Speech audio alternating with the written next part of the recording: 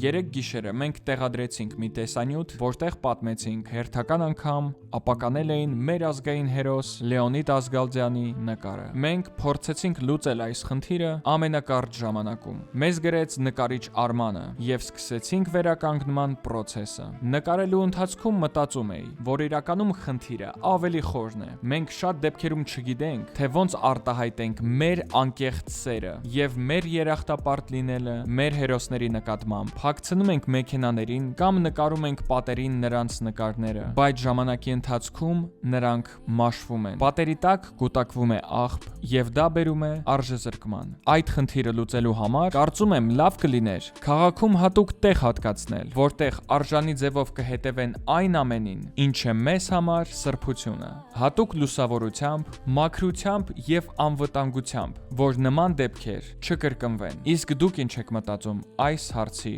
շուրջ։ Շնորհակալություն։